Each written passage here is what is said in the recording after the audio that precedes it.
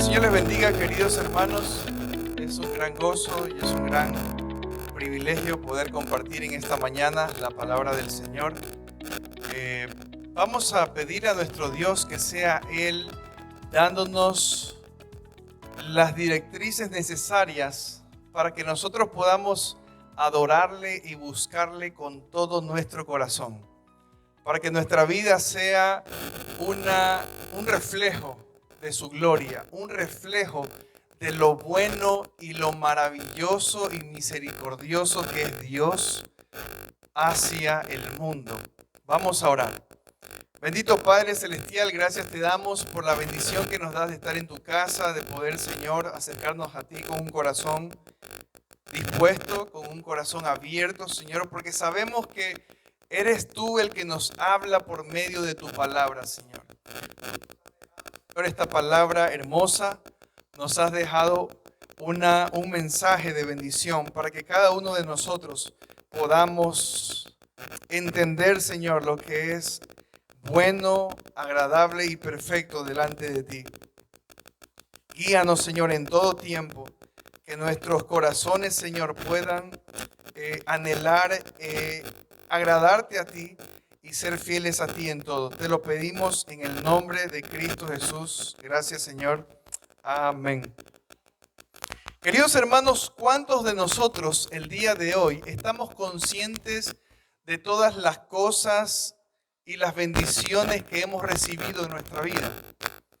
¿Cuántos de nosotros conocemos que Dios ha derramado de sus más ricas bendiciones hacia nosotros? Tanto así que dice el libro de Efesios que nos hemos sentado en lugares celestiales, que nos ha puesto en lugares celestiales en Cristo y que hemos recibido bendición, toda bendición espiritual en Cristo. Queridos hermanos, muchas veces, a pesar de esto, el Señor nos llama la atención en su palabra porque fácilmente nos olvidamos de todo lo que Él ha hecho en nuestras vidas y nos vamos por la dirección de la queja. Y estamos, hermanos, pensando en cómo podríamos resolver los problemas. Y lo cierto es que se nos hace fácil olvidar lo que Dios ha hecho en nuestra vida. Primero porque sufrimos la tentación de alejarnos de su palabra. Cuando nosotros nos alejamos de su palabra, la verdad del Señor se olvida de nuestra mente y nuestra carne quiere nuevamente tomar el control de lo que somos todos nosotros. Y segundo, porque cuando estas circunstancias difíciles vienen, lo primero que hacemos es buscar soluciones bajo nuestras propias fuerzas. Y no es buscar al Señor en oración para que sea Dios nuevamente auxiliándonos y recordándonos sus promesas. Mis amados hermanos, el día de hoy, la palabra del Señor nos invita a recordar nuevamente el llamado que nosotros todos como cristianos, como creyentes tenemos para vivir agradándole a Él, para vivir para su gloria, para que lo que hagamos, lo que digamos o lo que pensemos sea agradable a Él, sea como un perfume agradable que suba delante de su presencia. Es por esta razón que el tema del mensaje del día de hoy lo hemos titulado El llamado de Dios a sus elegidos. El llamado de Dios a sus elegidos. Y quisiera que abramos nuestras Biblias en la primera carta a los Corintios. Y queridos hermanos, quisiera compartirles que el Señor ha puesto en mi corazón compartir una serie de predicaciones basadas en toda la carta del apóstol Pablo a los Corintios. Usted sabía que cuando una carta llegaba a una iglesia, la carta no era leída en partes. Es decir, ellos no decían, bueno, hoy día vamos a reflexionar en el capítulo 1 que el apóstol Pablo nos escribió. Y el próximo domingo vamos a reflexionar en el capítulo 2. De hecho, era una sola carta, un solo contenido, no habían divisiones. Y la iglesia apenas recibía la carta, públicamente la leían totalmente, completa. Pero el día de hoy nosotros, hermanos, estaremos compartiendo un capítulo cada domingo, así que no se pierda esta serie. Creo, hermanos, firmemente que Dios tiene mucho, pero mucho que hablarnos en cada capítulo de Primera a los Corintios. Esta iglesia de Corinto era una comunidad de fe que, así como tenía muchas virtudes, así como tenía muchas cosas que se podrían alabar de ellos, también tenían muchos problemas. Y muchos de estos problemas radicaban en su carácter. Muchos de estos problemas radicaban en su vida moral.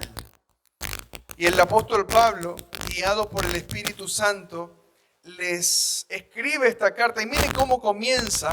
Y él se identifica y dice, Pablo, llamado a ser apóstol de Jesucristo. ¿Por qué?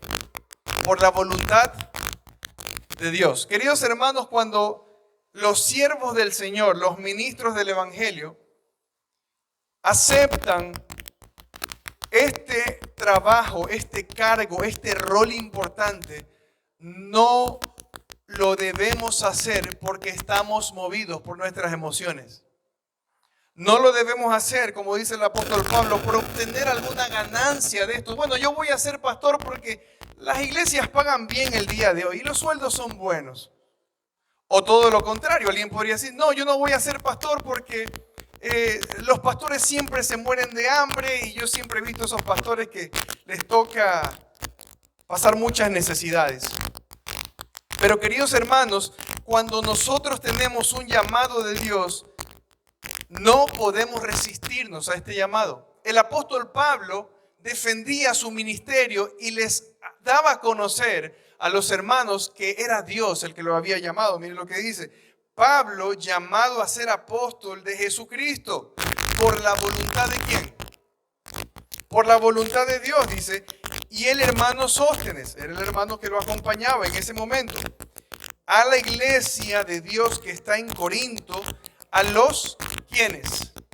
Santificados en Cristo Jesús, llamados a ser santos con todos los que en cualquier lugar invocan el nombre de nuestro Señor Jesucristo, Señor de ellos y nuestro. Mire lo que dice. Es decir, parece que la condición inicial, y de seguro la condición inicial de los hermanos de la iglesia en Corinto y de estos hombres y esta comunidad llena de hombres, mujeres y niños, no era la santidad. Y nosotros vemos que aquí hay un llamado a recordar todas las bendiciones recibidas de parte de Dios. Y una de las cosas importantes que nosotros vemos aquí, en el versículo del 1 al 3, es que Dios nos ha enriquecido con la santidad de su Hijo. Nuestra condición inicial no era ser santos, hermanos. Nosotros podemos recordar lo que hacíamos, lo que éramos, cómo pensábamos, cómo actuábamos antes de conocer al Señor. Si nosotros reflexionáramos en muchas cosas que el Señor ha cambiado en nuestras vidas, podríamos darnos cuenta cuánto peso, cuánta carga emocional y espiritual Dios ha quitado de nosotros a causa de que Él ahora ha comenzado una buena obra en cada uno de nosotros. Ahora el chip, miren, ahora el chip de los verdaderos creyentes. ¿Cuál es la función del chip en un celular? Dar señal, ¿verdad? Inyectar información, hacer que el celular pueda tener diversas aplicaciones y características. Asimismo, el día que usted y yo conocimos al Señor, ¿sabe lo que tiene que suceder en nosotros? Debe manifestarse que hay un cambio de chip en nuestra vida. Y eso lo dice el apóstol Pablo en Romanos capítulo 12, versículo 1, que por las misericordias de Dios debemos presentar al Señor como una ofrenda nuestro cuerpo en sacrificio vivo, santo, agradable a Dios, que es nuestro culto racional. Y dice que debemos renovar nuestro entendimiento, que nuestro entendimiento debe ser distinto, debe haber una metanoia, un cambio de pensamiento en nosotros, de forma que es imposible que un verdadero creyente siga actuando de la misma manera como cuando no conocía al Señor. Es imposible, y escúcheme bien, hermanos, es imposible que un verdadero creyente actúe de la misma manera como cuando no conocía al Señor. Es imposible. Porque cuando vinimos al Señor, el Señor hizo una cosa especial. Y mire lo que dice el versículo 1, que dice, a la iglesia de Dios. ¿A quiénes le está hablando? ¿A quiénes? A la iglesia de Dios, a los cristianos, a los creyentes. Y le dice que está en Corinto, ¿a quiénes? A los santificados. Cuando nosotros conocemos al Señor, Dios empieza un proceso que se llama la santificación. ¿Cuántos de nosotros, hermanos, estamos viviendo en santificación? ¿Cuántos de nosotros estamos persiguiendo la santificación como algo que Dios ha comenzado en nuestras vidas? Como algo que Dios anhela continuamente pulir en ti y en mí. Y debemos meditar en estas cosas, porque si nuestro proceder el día de hoy es distinto a la santidad, si nuestra forma de actuar el día de hoy es distinta a la santificación, hermanos, probablemente estamos en peligro. Y el peligro es que nos engañamos pensando que somos cristianos, cuando realmente todavía no ha ocurrido un proceso, una conversión, una transformación en nuestra vida. Queridos hermanos, Dios nos ha enriquecido con la santidad de su Hijo.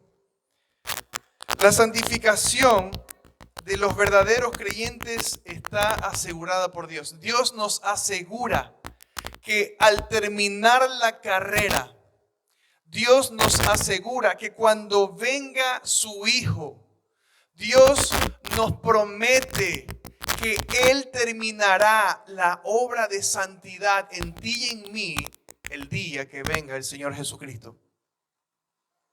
Pero queridos hermanos, muchas veces estamos todavía viviendo distinto a lo que es vivir en santidad. Y el día ni la hora nadie lo sabe. De tal forma, hermanos, que debemos pensar si estamos haciendo lo que es verdadero y justo. Mire lo que dice Efesios capítulo 1, versículo 3. Abra su Biblia. Efesios capítulo 1, versículo 3. Si lo tiene, diga un fuerte amén. ¿Cuántos lo tienen? Amén. Muy bien, Efesios capítulo 1, versículo 3. Mire lo que dice. Bendito sea el Dios y Padre de nuestro Señor Jesucristo, que nos bendijo con toda bendición espiritual en los lugares celestiales en Cristo. Según, ¿qué hizo Él con nosotros, hermanos? Según nos escogió en Él antes de la fundación del mundo, cuando nada había sido creado, antes de que el mundo y los cielos se establecieran, para que fuésemos, ¿qué cosa, hermanos? Santos y sin mancha delante de Él. Mire lo que Dios ha hecho. Desde antes de la fundación del mundo, Él nos escogió para que nosotros vivamos de acuerdo a la estatura del varón perfecto, de acuerdo a la estatura de Cristo, santos y sin mancha, como lo dice aquí. La primera cosa, hermanos, que debemos nosotros recordar es que Dios nos ha enriquecido con la santidad de su Hijo. Era imposible para nosotros vivir en santidad antes de conocer al Señor. Imposible. Y lo reconocemos. Pero ahora que hemos sido llamados, hermanos, tenemos este beneficio, esta bendición que no proviene de ti ni de mí. No se trata que tú lo hagas en tus fuerzas. Esto no se trata, hermanos, de que uno intenta ser santo.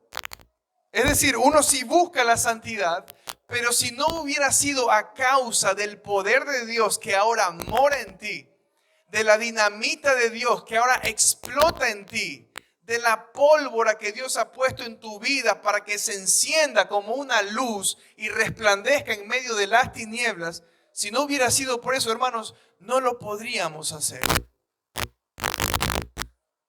Porque es una obra de Dios. Él lo hizo. Él te escogió para ser santo. Y nosotros, hermanos, hacemos todo lo posible a causa de que Dios lo estableció en nuestras vidas. Vivir en santidad. Ese es el nuevo chip de los creyentes. Amén. La segunda cosa que nosotros encontramos aquí, miren lo que dice el versículo 4 al versículo 9. Dice, vamos a 1 Corintios, regresemos al texto principal. 1 Corintios capítulo 1, versículo del 4 al 9. Tenga abierto ese pasaje bien separadito. Y dice así, gracias doy a mi Dios siempre por ¿quiénes? Por vosotros, por la gracia de Dios que os fue dada en Cristo Jesús. Miren ustedes. Porque en todas las cosas fuisteis, ¿qué cosa? Enriquecidos, hermanos. El Señor nos ha llamado a deleitarnos, a vivir, a recordar sus riquezas depositadas en nuestra cuenta. Por pura gracia, miren lo que dice. Porque en todas las cosas fuisteis enriquecidos en Él. En toda... ¿Me están siguiendo? En toda palabra, dice. En toda palabra. Y en toda ciencia. Miren ustedes lo que Dios había hecho con esos hermanos. Así como el testimonio acerca de Cristo ha sido confirmado en vosotros. De tal manera que nada os falta en ningún don. Miren las cualidades de la iglesia de los Corintios. No les hacía falta nada. En ningún don. Ni en palabra ni en ciencia. Es decir, había gente que podía predicar. Había gente que tenía un don especial de Dios para discernir las cosas. Había gente que era apta para enseñar. Había gente que tenía distintas formas de servir al Señor y que por medio de esas formas ellos debían agradar a Dios con todo su corazón. Queridos hermanos, nosotros debemos pensar en lo siguiente, que es por su gracia que somos lo que somos. Es por su gracia que tú y yo somos quienes somos el día de hoy. Si el día de hoy tú tienes la bendición de enseñar la palabra, si el día de hoy tú tienes un talento, si el día de hoy tú tienes la habilidad de hacer algo con tus manos, nosotros debemos entender que es solamente por la gracia de Dios que somos lo que somos y tenemos lo que tenemos. Es por la gracia de Dios que tú eres profesional. Es por la gracia de Dios que tú estás estudiando en la universidad. Es por la gracia del Señor que tú tienes un trabajo fijo. Es por la gracia del Señor que tienes alimento en tu casa. Es por la gracia de Dios que tienes dones y talentos para servirle con todo tu corazón. es por su gracia. Y mire lo que dice en el versículo 7, de tal manera que nada os falta y ningún don, esperando la manifestación de nuestro Señor Jesucristo. Es por la gracia de Dios, hermanos, que el día de hoy podemos tener el gran gozo de esperar a Cristo. Mucha gente niega, se burla, desecha la enseñanza acerca de la venida de Cristo. Mucha gente que supuestamente es cristiano, mucha gente que supuestamente tiene alto grado de conocimiento, mucha gente que supuestamente tiene un coeficiente intelectual alto, rechazan a Dios.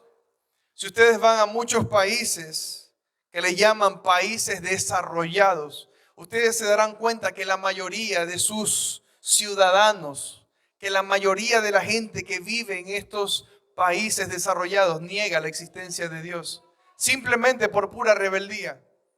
Porque la palabra del Señor nos enseña que Dios, por medio de su creación, que Dios, por medio de las cosas que son visibles, Él se ha revelado al hombre para que nadie pueda negar la existencia de Él. Por eso dice, oh hombre, no tienes excusa. Y queridos hermanos, demos gracias a Dios que el día de hoy tú y yo esperamos la venida y la manifestación gloriosa de nuestro Señor Jesucristo. Si no hubiera sido porque hemos conocido el Evangelio, si no hubiera sido porque conocemos la palabra del Señor, hermanos, tampoco nosotros estaríamos esperando al Señor el día de hoy. ¿Quién esperaría una locura tan grande de un hombre que se manifieste en los cielos o que arrebate a su iglesia y que gente desaparecerá? Más bien lo que hace el mundo el día de hoy es a través de estos relatos un poco extraños, hacen películas y la gente amontonada va al cine.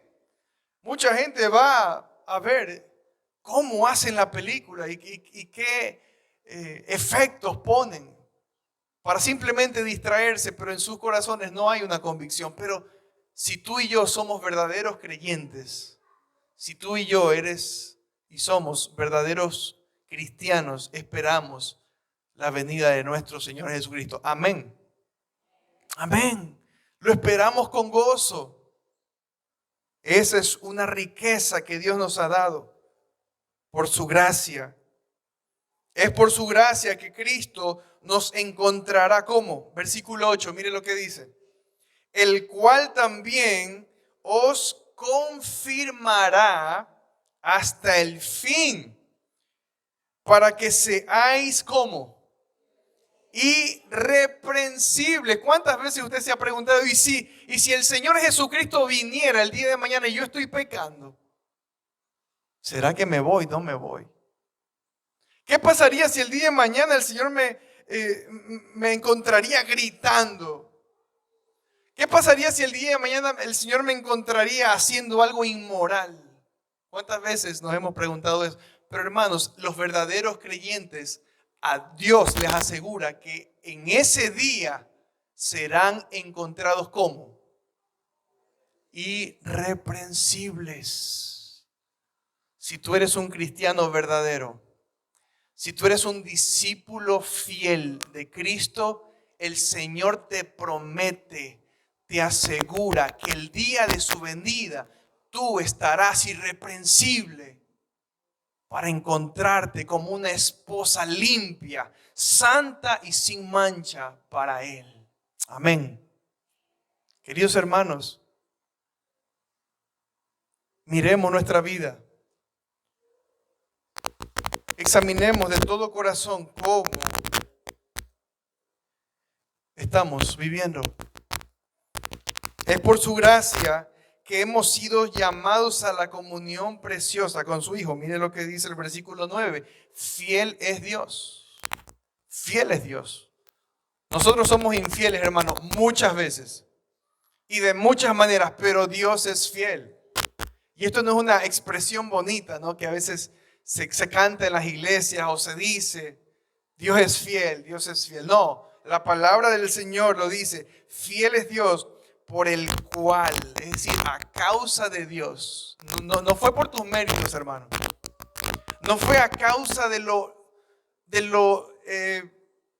bueno que tú has hecho o lo bueno en que te has conducido, sino más bien es a causa de Dios que ustedes y nosotros hemos sido llamados ¿a qué? Versículo 9. A la comunión con su Hijo Jesucristo, que es ¿quién? Nuestro Señor.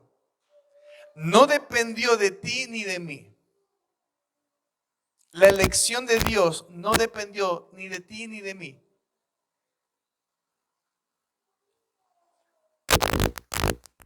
Queridos hermanos, Él te escogió a ti simplemente por el puro afecto de su voluntad. ¿Quién conocerá la mente de Dios? ¿Qué Dios vio en mí que me escogió? No lo sé, pero lo que sé es que por su gracia Él me salvó. Cuando yo estaba muerto, cuando yo era un valle de puros huesos secos esparcidos que no tenían ninguna esperanza de movimiento ni de vida.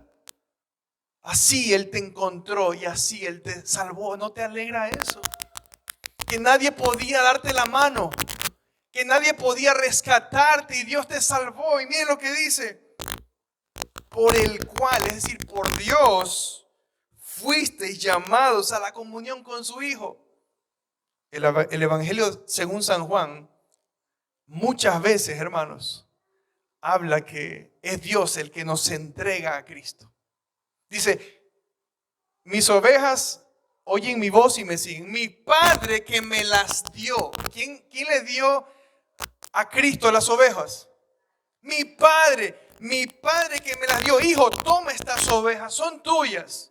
Yo te las entrego. Mi Padre que me las dio. Queridos hermanos, debemos estar conscientes de todo lo que Dios ha hecho por ti y por mí. ¿No es infinito lo que Dios ha hecho en tu vida y en la mía? ¿O ha sido poca cosa lo que Dios ha hecho contigo y conmigo? Hermanos, por favor, pensemos en toda la riqueza que Dios nos ha dado por medio de su Hijo. ¿Cuántas veces nuestro comportamiento demuestra como fruto que tenemos comunión con Cristo? Pregunto. Si el texto bíblico dice que Dios ha propiciado que nosotros tengamos comunión con su Hijo, yo les pregunto, ¿cuántas veces nuestro comportamiento demuestra que tenemos genuina comunión con Cristo? Es de pensar, hermanos. ¿Cómo está mi comunión con el Señor? ¿Cómo está mi tiempo con Dios? ¿Qué es más? ¿Qué pesa más en mi vida? ¿Mi tiempo con Dios? ¿O mi tiempo en las redes sociales? ¿O mi tiempo quizá teniendo pensamientos vanos? ¿O mi tiempo quizá satisfaciendo mi carne? Si Dios te ha llamado a la comunión de su Hijo, entonces dedícale tiempo al Señor. Dedícale tiempo con todo tu corazón al Señor para que tu alma se regocije en Jehová. Para que tu gozo sea el Señor. Por tanto, hermanos, Dios nos ha llamado a ser consecuentes con sus bendiciones. Dios nos ha llamado a ser coherentes con sus bendiciones. ¿Nos ha bendecido mucho, sí o no?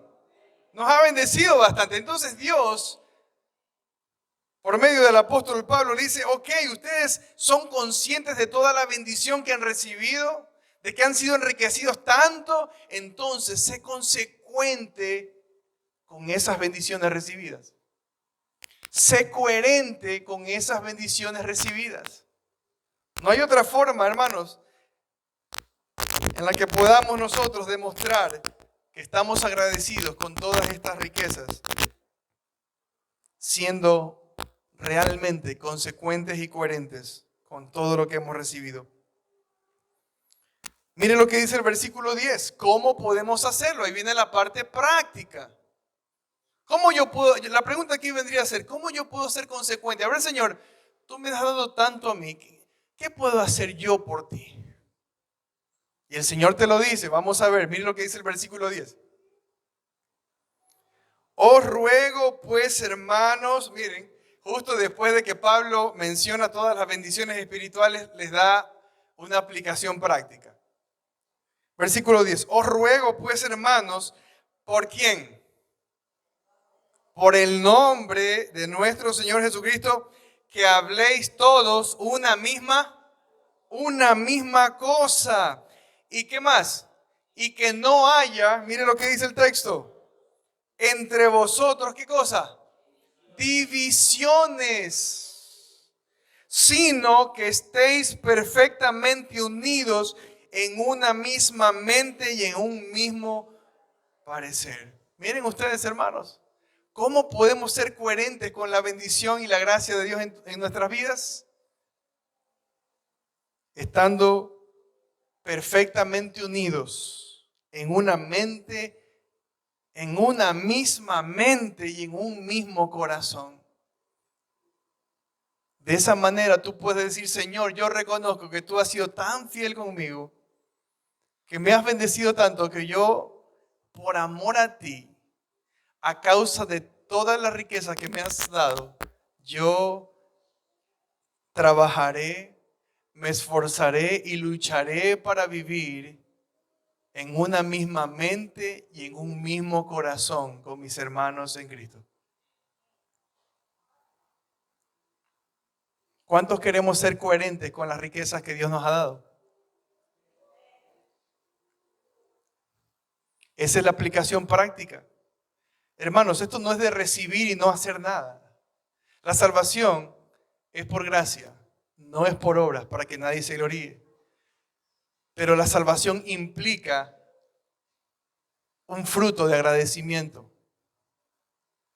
Si tú y yo hemos recibido tan grande salvación con un paquete lleno de tantas cosas, ¿cuál es el fruto que nace de tu corazón para el Señor? Es inevitable que una persona que ya haya recibido tanta gracia sea ingrato y mezquino con lo que Dios pide. Y no estoy hablando de cuestiones económicas, por si acaso. Estoy hablando de nuestra vida, de nuestra actitud, nuestro comportamiento. Que seamos de una misma mente y un mismo corazón. De un mismo corazón, de un mismo parecer. Que no cerremos nuestros corazones a pedir perdón cuando es necesario pedir perdón. ¿O quién de nosotros no necesita pedir perdón en ciertas ocasiones? Aunque no nos guste, hermanos, nosotros ofendemos con nuestra boca, con lo que somos. Muchas veces me toca ir de mi esposa y decirle, mi amor, perdóname, porque yo lo hice mal. Yo te ofendí. Yo dejé botada esa ropa ahí en el piso. Tengo que pedirle perdón. Pero también, hermanos, a perdonar.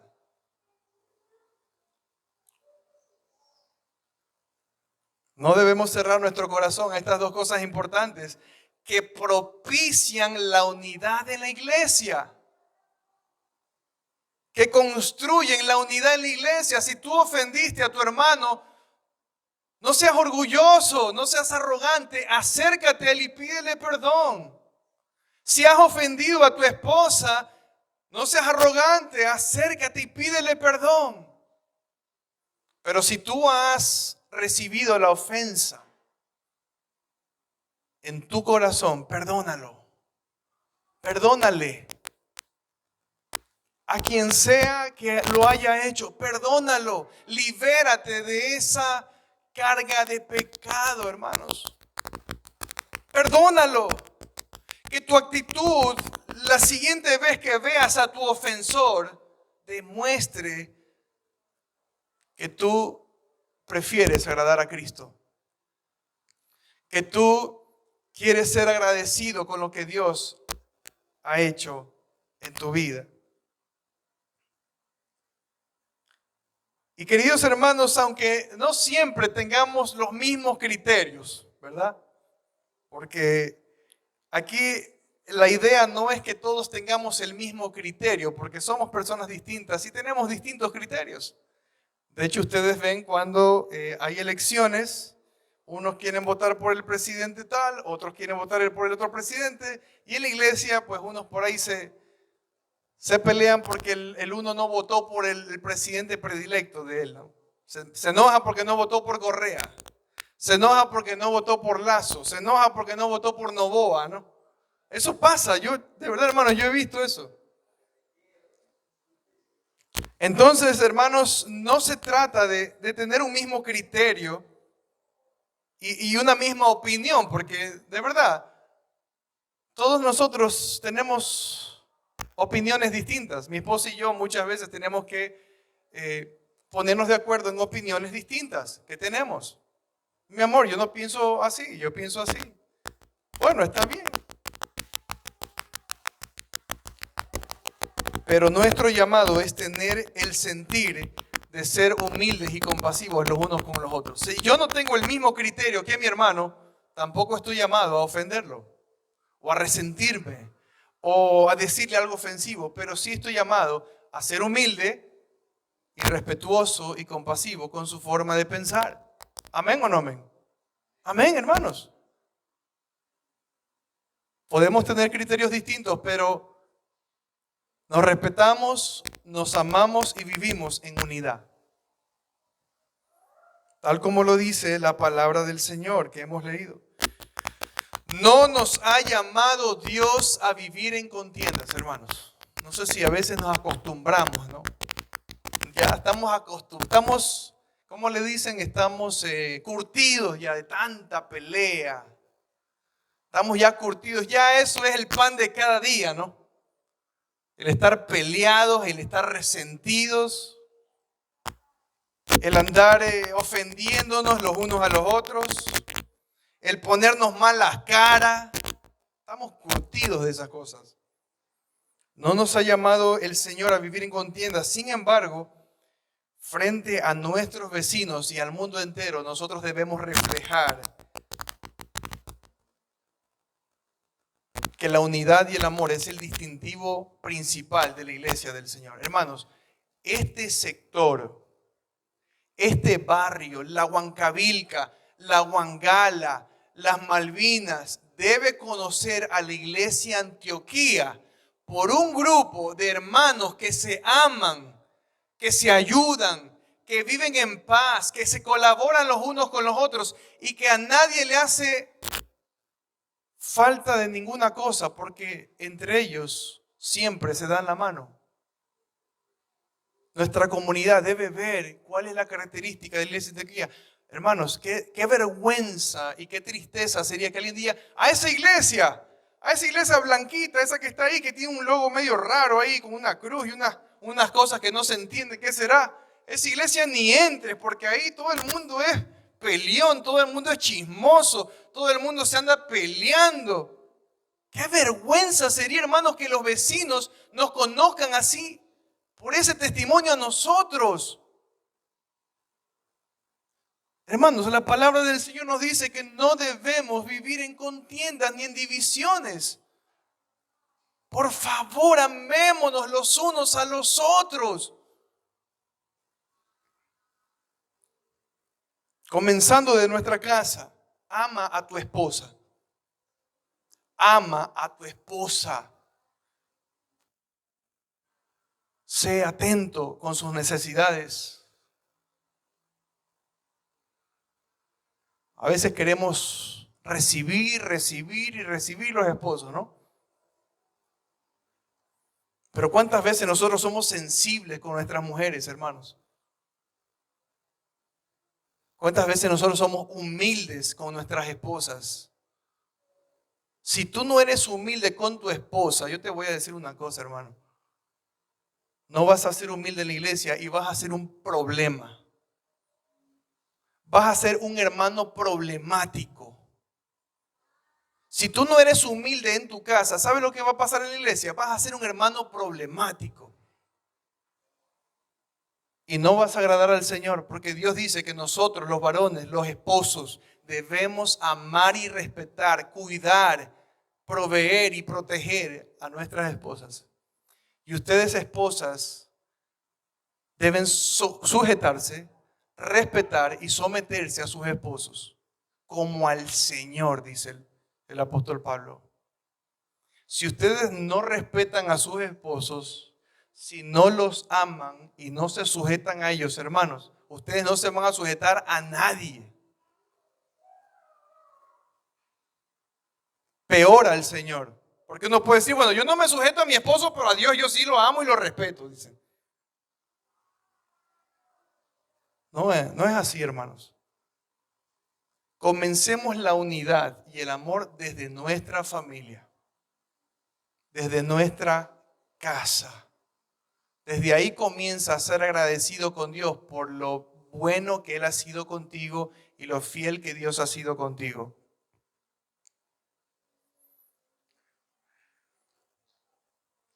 La segunda cosa que nos hace coherentes con las bendiciones recibidas, hermanos,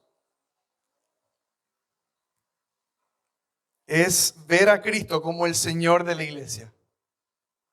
La segunda cosa que nos hace vivir demostrando coherencia y equilibrio con todo lo que Dios nos ha bendecido es ver a Cristo como el Señor de tu vida, como el Señor de la iglesia. La iglesia, hermano, no es este templo, este hueco que está aquí. La iglesia somos todos los que estamos congregados, hermanos. Si hemos creído en el Señor Jesucristo, si nos hemos arrepentido de nuestros pecados. Les pregunto algo. ¿Quién nos salvó? Pero dígalo en voz alta. ¿Quién nos salvó? ¿Quién murió en la cruz? ¿Quién venció la muerte y nos dio vida? Pero muchas veces tenemos la tendencia de seguir a hombres. ¿Cuántas veces nos pasa esto? Y el apóstol Pablo aquí nos enseña el problema que tenía la iglesia. Ellos estaban siguiendo a hombres. Miren lo que dice el versículo 12. Quiero decir que cada uno de vosotros dice, yo soy de Pablo, y yo de Apolos, y yo de Cefas, y yo de Cristo. Dice, ¿acaso está dividido Cristo? ¿Acaso ustedes pretenden deshuesarlo a Cristo y desmembrarlo para que haya una pierna del Señor allá, haya una mano del Señor allá y así? Y cada uno tenga lo que quiere. No, hermanos, no es así. No nos olvidemos, queridos hermanos, que los que servimos al Señor en la iglesia, en el ministerio, somos falibles y débiles. Así somos, hermanos. Nosotros no somos perfectos. Fallamos. No podemos dar ninguna garantía de perfección o inmutabilidad. Porque cambiamos, fallamos. Y claro, si fallamos, pues debemos como pastores y líderes pedir perdón. Si en algún momento, hermanos, yo los ofendo o yo ofendo a alguno de vosotros o actúo mal, yo tengo el llamado de pedir perdón. Y así cada uno de nosotros. Todo lo contrario, Cristo nos ha enviado a hacer discípulos, pero no para nosotros.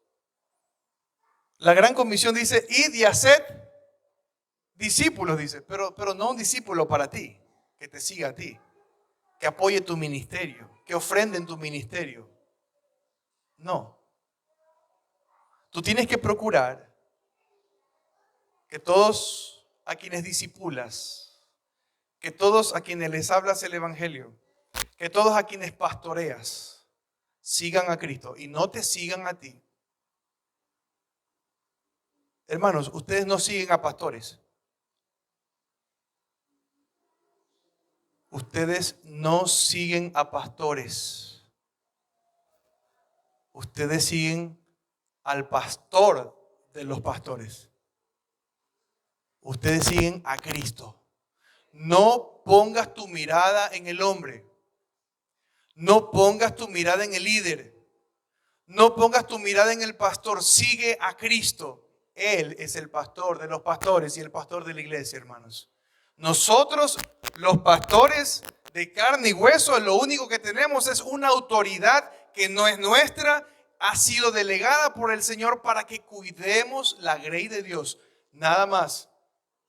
No para adueñarnos de esa grey, ni para enseñorearnos de ella. Muchos seguían a Pablo. Muchos seguían a Apolos. Muchos seguían a Pedro. Y él le dice, ¿acaso Cristo está dividido?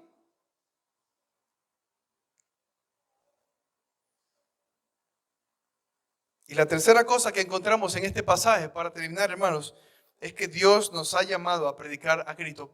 El primer llamado que nos hizo, ¿cuál es? A recordar toda la riqueza que hemos recibido. El segundo llamado que nos ha hecho es a ser coherentes con lo recibido. Y el tercer llamado que Dios nos hace es a predicar a Cristo. ¿Y por qué? Miren lo que dice el versículo 17. Pues no me envió Cristo a bautizar, sino a predicar, ¿qué cosa? El evangelio. Miren, no me llamó Cristo a ser discípulos para mí, básicamente es lo que dice, porque en aquella época el que bautizaba, los rabinos que bautizaban o los maestros que bautizaban, se ganaban un discípulo.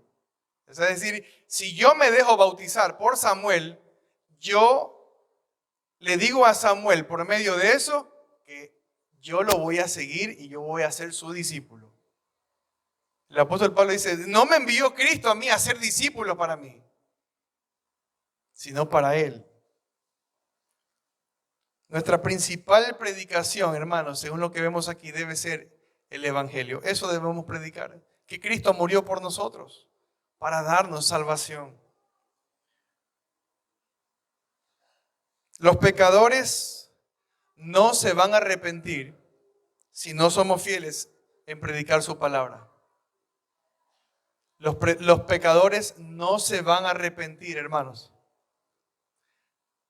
El fornicario no se va a arrepentir si no le predicas la palabra.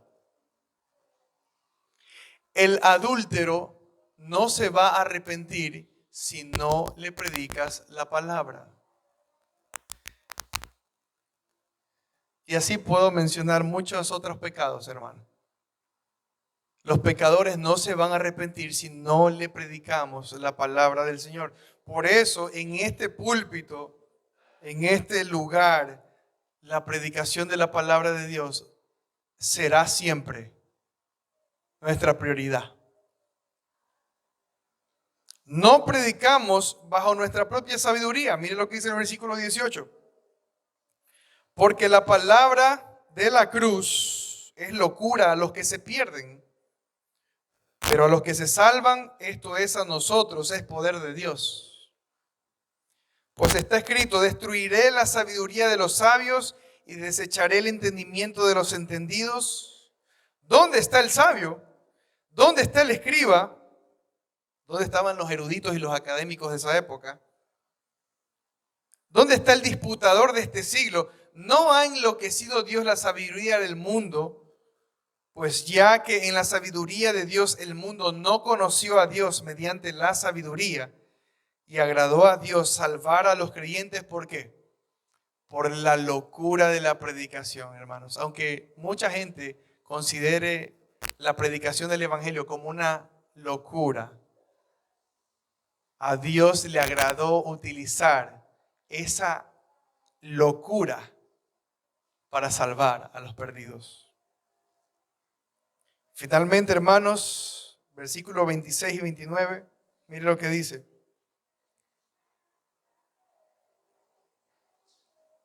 Pues mirad, hermanos, vuestra vocación, que no sois muchos sabios según la carne, ni muchos poderosos, ni muchos nobles, sino que lo necio del mundo escogió Dios para avergonzar a los sabios. Y lo débil del mundo escogió Dios para avergonzar a lo fuerte. Y lo vil del mundo y lo menospreciado escogió Dios, y lo que no es para deshacer lo que es, a fin de que nadie se jacte en su presencia. Miren ustedes, cuando Dios nos escogió, hermanos, no éramos nada atractivos. No había algo rescatable en nosotros. Dice la palabra del Señor que éramos lo vil y lo menospreciado del mundo. Así éramos. Esa era nuestra condición. Queridos hermanos, si nosotros entendiéramos esto, nuestra actitud hacia el Señor y nuestra actitud hacia los hermanos en Cristo fuera distinta. Si nosotros comprendiéramos la condición en la cual Dios nos llamó a su reino, viviríamos de una manera distinta. Si hay algo bueno en ti, piensa en algo bueno en ti. ¿Qué tienes de bueno? Bueno, yo soy una persona paciente, dice alguien por ahí. Yo soy una persona amable, yo soy una persona buena para conciliar relaciones. Si hay algo bueno en ti, algo amable, algo bondadoso, si eres generoso, si eres sabio,